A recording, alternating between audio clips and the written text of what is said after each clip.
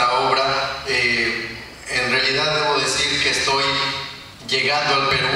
y no tengo más allá de 10 días laborales en esta nación que es sin duda un referente para México, y justamente en este primer andar por estas tierras me encontré con una nota periodística de un libro que se refería al águila y al cóndor y me llamó inmediatamente la atención, y después estaba el subtítulo de México y Perú y aún más me llamó la atención. Entonces pedí en la embajada que me dijeran cuál era la referencia, y lo poco que he tenido oportunidad de ver, porque en realidad he estado en una semana complicada. Ustedes saben que a fin de esta semana se celebra la cumbre de la Alianza del Pacífico y están viniendo los presidentes de los países, están viniendo los cancilleres, pero sin duda que es un enorme placer estar en la Universidad Ricardo Palma, y particularmente para la presentación de un libro que,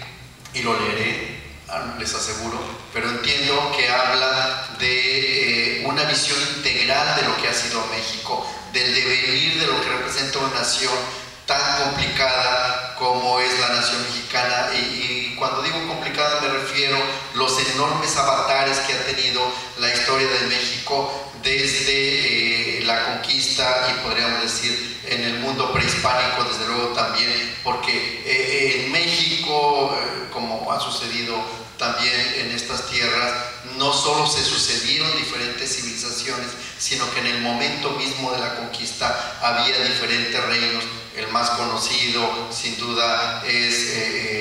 el mundo azteca en torno a México Tenochtitlan, pero no necesariamente, y no era la única gran civilización que había, y los las fuertes rivalidades que existían y que fueron aprovechadas en gran medida por los españoles, vinculadas también a la cosmovisión que existía sobre el devenir del mundo, y desde luego el proceso de colonización que fue tan complicado, tan difícil, pero que al mismo tiempo fue generando lo que actualmente es una nación. Y México no nos entendemos sin el doble componente del vínculo originario de los pueblos originarios, y por otro lado también lo que trajo la conquista española, y entre otras cosas este vínculo que estamos viviendo en este momento entre ustedes y yo, que es la lengua castellana, ¿no? Así que no podríamos entendernos sin estos dos componentes. Y después, pues, justamente el proceso de independencia, y aquí sí quisiera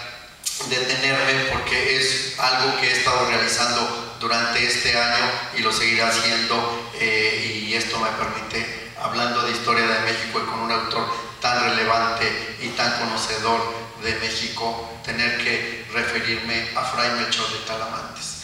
Este año se cumple el 210 aniversario de la muerte de un peruano extraordinario, de un peruano que contribuyó muchísimo a la historia de México, y que sin embargo en México y en el Perú se conoce poco, y que creo que tenemos, por lo menos los mexicanos, la obligación moral de recordar y de reconocer la trascendencia que tuvo para el pensamiento libertario mexicano la obra y el valor de Fray Melchor de Talamantes, precursor de la independencia de México por sus ideas y por su sentido de libertad y por su empeño en que la Nueva España fuera independiente. Y por eso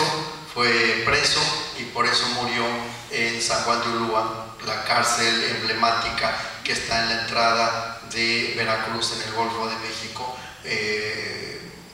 por la tuberculosis en condiciones realmente muy graves, pero que generó la semilla fundamental del pensamiento libertario de México. Y eso tenemos que recordarlo, tenemos que reconocerlo y rendirle honor a un extraordinario, repito, peruano que contribuyó mucho en la vida independiente. Y estas cosas suceden, y seguramente cosas como estas es las que nos cuenta el libro, y es lo que tenemos nosotros que considerar. Hay historias paralelas entre México y el Perú, hay historias también que debemos recordar, como la de Fray Melchor de Talamantes, pero también la de Manuel Corpancho, que también es otro mexicano que desde la vida diplomática contribuyó mucho a la preservación y a la defensa de la República en el momento de la invasión francesa y el establecimiento del imperio de Maximiliano y Carlota. Y sin embargo fue un diplomático peruano quien también decididamente defendió la República Mexicana, es decir, el concepto de república frente al imperio que trataba de establecer la Francia napoleónica de Napoleón III,